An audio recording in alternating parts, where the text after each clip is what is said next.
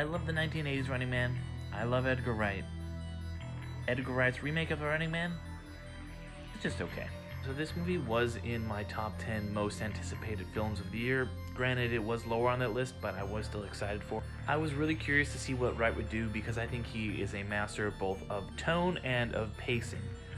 But I think those are two of the biggest problems with this movie.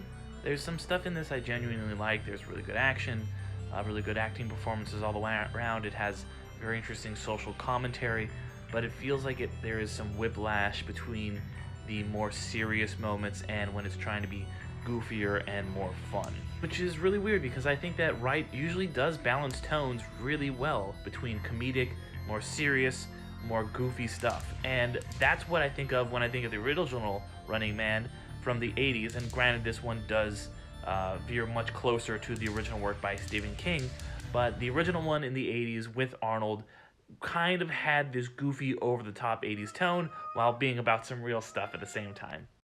I won't spoil what it is, but there is actually a pretty great reference to Arnold in this new Running Man movie. But that cameo happens at the beginning. Most of my problems are with the end of this movie because it does in a lot of ways feel rushed.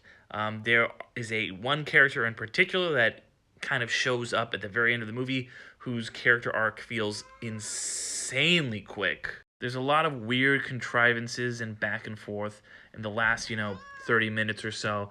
Overall, I don't think I love the ending. Some of that had to do with the fact that they had to change the ending from the Stephen King thing because it kind of mirrored September 11th in a few ways.